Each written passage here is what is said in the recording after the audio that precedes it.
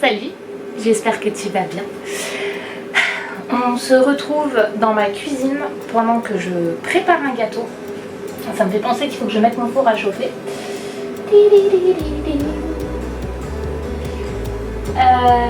Papopipopu 180. Donc, voilà.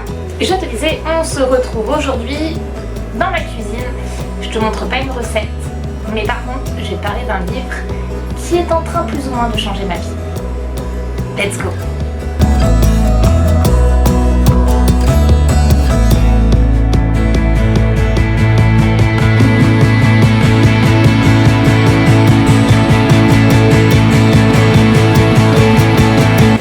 Ce livre, je l'ai sous deux formats. Je l'ai en Kindle et surtout, je l'ai en livre audio. Il s'agit du livre Un rien peut tout changer de James Clear. Le titre américain c'est Atomic Habits et il me semble que la première fois qu'il a été édité, il a été édité sous le nom Habitudes atomiques. J'ai mon cahier de notes pour pas te dire d'ânerie et je vais cuisiner en même temps. Donc si je ne te regarde pas, ne m'en veux pas. C'est juste que à ce qui paraît j'ai pas envie de rater ma recette. Je suis hors champ. Attends, Jean-Michel Cadrage le retour. Donc, Un rien peut tout changer, c'est un livre de James Clear. C'est un livre de développement personnel. Tu le sais, j'en suis friande, je range ça. Ça, c'est le sucre.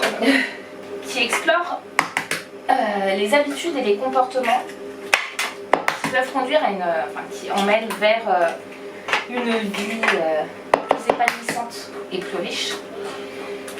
Dans le livre, en fait, l'auteur... Hop, je m'essuie les mains. Hop là, magie! Dans le livre, l'auteur, en fait, il explique que nos habitudes, je vais y arriver, ont un impact sur notre vie et que un petit changement dans nos habitudes peut nous emmener, en fait, vers quelque chose de beaucoup plus riche, de beaucoup plus épanouissant. Et je trouve d'ailleurs que la nouvelle traduction du titre du livre est beaucoup plus parlante que Habitudes atomiques. Vraiment, non mais en soi, il fait ce qu'il veut du nom de son livre. Hein. Mais Un rien peut tout changer, ça colle vraiment en fait à ce qui est dit dans le livre. Donc le livre, il y a des études de cas, il y a énormément d'exemples. Et il t'explique comment analyser tes habitudes, donc savoir si elles sont bonnes, si elles sont mauvaises, comment les changer et comment en fait réussir à les tenir sur la durée. Il explique ça en se basant sur 4 mots. Je suis en train de me dire que je suis absolument pas la recette là. Je vais vérifier. Oh bah non, c'est bon. Il faut juste que je passe le beurre et l'huile de coco. Parce qu'on va le faire à l'huile de coco ce gâteau. Donc le but c'est de changer les habitudes pour se créer une vie plus épanouissante et pouvoir atteindre ses objectifs. Toujours du mal à dire le mot objectif. C'est un peu ballot pour une future coach. Et donc ces changements se basent sur 4 lois. Et là je vais prendre vraiment mes notes. Parce que je voudrais pas te dire de bêtises.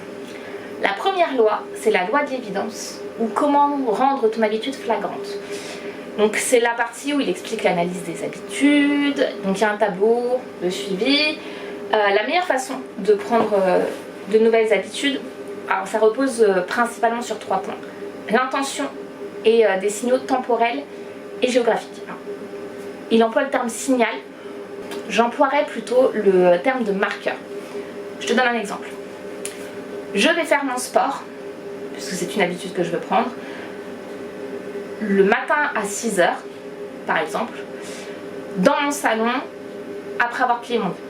J'ai tous les marqueurs. J'ai mon intention, je compte faire du sport, j'ai l'heure, à 6 h, donc le marqueur temporel, et l'endroit, dans mon salon, sur mon tapis, après avoir plié mon lit, puisque je te rappelle que je dors dans un canapé. Je cherche mon huile de coco, je reviens.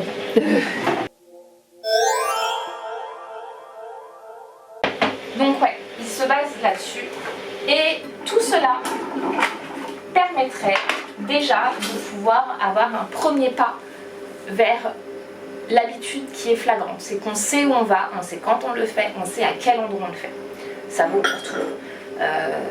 Je vais faire ma vaisselle tous les soirs à 20 h dans ma cuisine après avoir couché mes enfants, par exemple. exemple pourri, mais exemple qui fonctionne. La deuxième loi, c'est la loi de l'attractivité. Ouh, c'est compliqué là. Et cette loi, elle te dit comment rendre ton habitude attractive. Donc, comment faire en sorte que ça te donne envie d'y aller, quoi. Là, j'ai pas d'exemple parce que pour moi, le titre parle de lui-même. La troisième loi, c'est la loi de la facilité. Ou comment rendre ton habitude plus facile. Et sur cette loi-là, il y a deux choses qui m'ont interpellée. Donc, il y a la règle des petits pas. Prenons l'exemple du sport. Premier petit pas, je plie mon lit. Non, ça c'est quelque chose que je fais tout le temps. C'est une habitude que j'ai. Deuxième petit pas, je sors mon tapis de sport.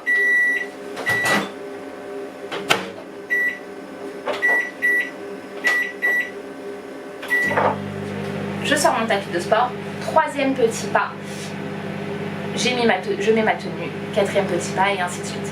Et l'objectif, et ça revient beaucoup en fait dans la prise de nouvelles habitudes, comment les mettre en place et faire en sorte que ça dure. C'est de décomposer et en fait de progressivement faire étape par étape. Donc effectivement, le premier jour, je vais plier mon lit comme d'hab, première habitude, et après je vais sortir mon tapis. Et je vais m'arrêter là. Une fois que ça s'est assimilé, que tous les matins, je plie mon lit, je sors mon tapis, je vais passer à je mets ma tenue de sport. Une fois que ça devient une habitude, je vais me mettre en position. Et ainsi de suite. Et très souvent, en fait, c'est ce qu'il explique, c'est qu'on se dit, bah, j'ai fait tout ça, je vais aller jusqu'au bout. Et en fait, on enclenche la nouvelle habitude. Ça, c'est l'un des points qui m'a le plus frappé dans cette loi-là. Et le deuxième point, c'est la règle des 2 minutes. Et ça rejoint la règle des petits pas. C'est qu'en fait, une habitude, pour qu'elle soit prise, elle doit durer 2 minutes. Ça doit prendre 2 minutes. On va prendre un exemple, pas le sport, on va changer un petit peu. Je veux lire tous les soirs. Je serais tentée de commencer par un chapitre. Non.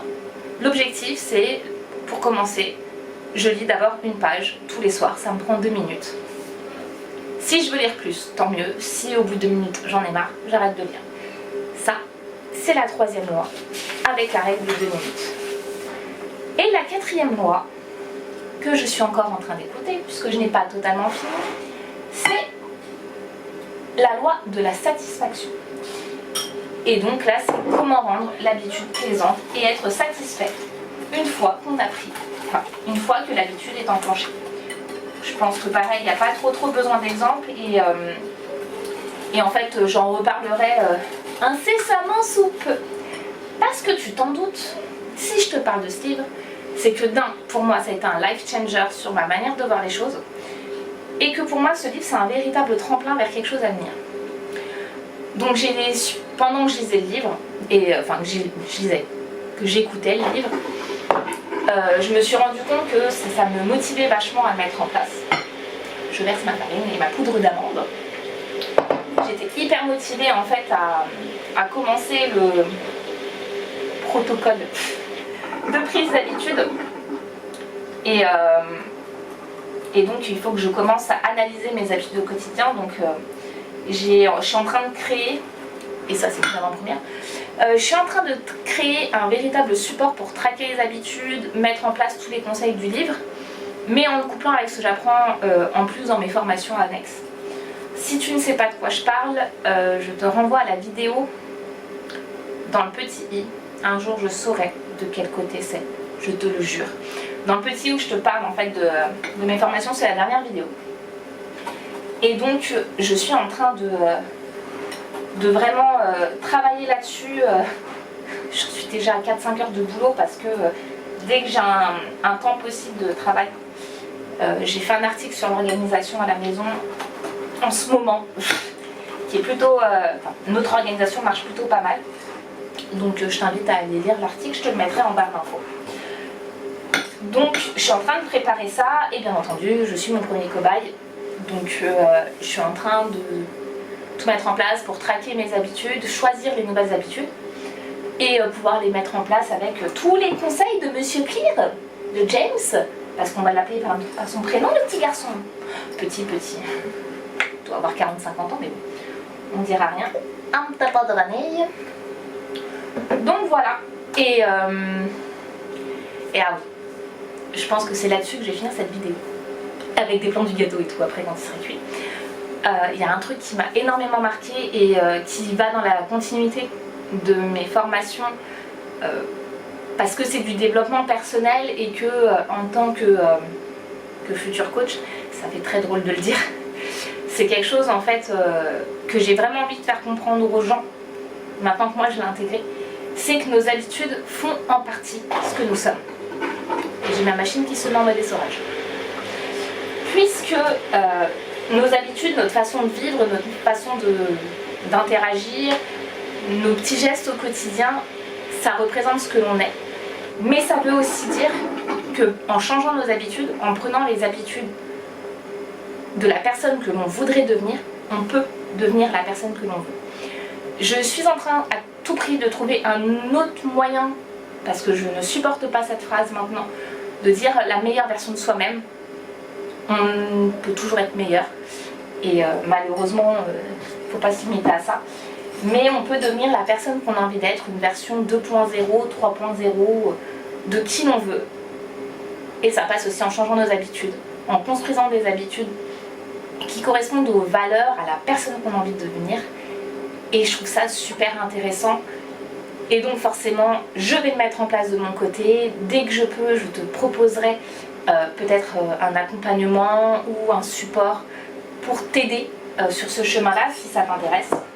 Donc je vends la peau d'ours avant de l'avoir tué parce que vraiment c'est très long, très complexe pour moi à mettre en place parce que je regroupe plein d'informations de diverses formations et du livre. Donc je le dis, hein, le support en ce qui concerne vraiment la structure ressemblera et se basera énormément sur ce livre-là.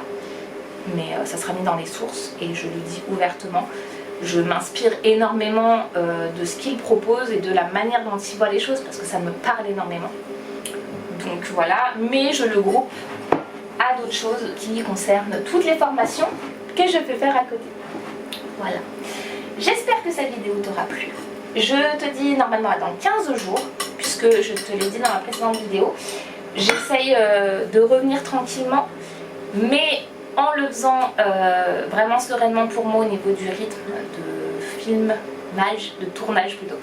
Au niveau du tournage, au niveau du montage, j'ai besoin de temps. J'ai mes petits bouts qui ont besoin de maman, forcément.